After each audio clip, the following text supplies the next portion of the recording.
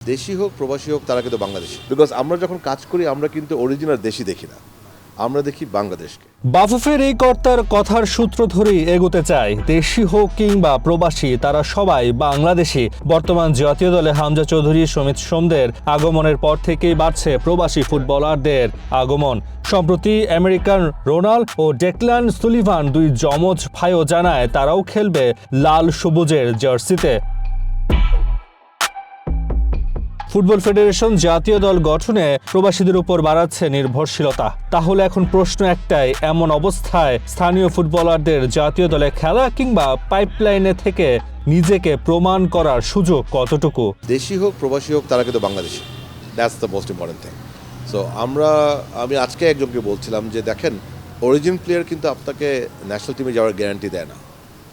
Origin player only who is talented, who has proven performance, only then আপনাকে ডাকা হবে, তাও ক্যাম্পে, নট ইন দ্য এসএনটি। ক্যাম্পে আপনি যোগ্যতা দিবেন, আপনি পারবেন। দেখেন, আমরা যখন জুন ট্রায়াল করেছি অনেক কথা বলেছে, এতগুলো ছেলে আসলো, ওদেরকে কিছু বলছে না কেন, বিএফএফ ডাকছে না কেন, অনেক কিছু বলেছে। কিন্তু দেখেন, যাকে ডাকার প্রয়োজন হয়েছে তাকে শেষ সময় ডেকেছি, তারা এসছে, তারা পারফর্ম করেছে। So that is like that. So এখন যদি আপনি বলেন যে আগামীতে এতগুলি অরিজিন প্লেয়ার আসলো, সবাই ভালো খেললো, একটা বেস্ট লেভেলের অরিজিন প্লেয়ার দিয়ে, that is fine also, because ওরা তো বাংলাদেশকে রিপ্রেজেন্ট করছে।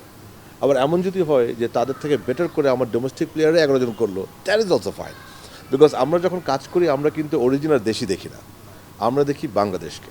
জাতীয় দলে একসময় আলো ছড়ানো মামুনুল ইসলামের কণ্ঠে অবশ্য রয়েছে স্থানীয় ফুটবলারদের প্রতি ভালোবাসা।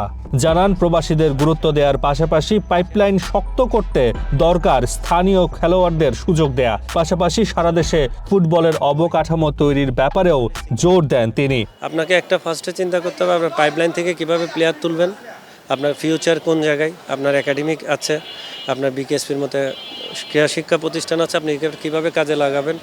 সেকেন্ড হচ্ছে প্রত্যেকটা ডিস্ট্রিক্টে আপনারা একাডেমির এখানে লাইসেন্স দেওয়া হচ্ছে, একাডেমির আছে, এই একাডেমি থেকে কীভাবে কয়েকটা প্লেয়ার নেওয়া যায়।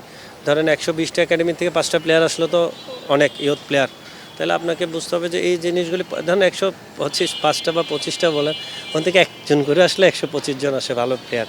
তো আপনাকে এই জায়গাটুকুতে আপনাকে মনোযোগ দিতে হবে। সেকেন্ড হচ্ছে আপনার বাইরের দেশে আমাদের প্রবাসী স্পোর্টস প্লেয়ারদেরও মনোযোগ দিতে হবে, কীভাবে আমরা হামজার মতো প্লেয়ার আমরা পাই। বর্তমান ফুটবল দেশের মানুষের ভালোবাসার জায়গায় স্থান করে নিয়েছে।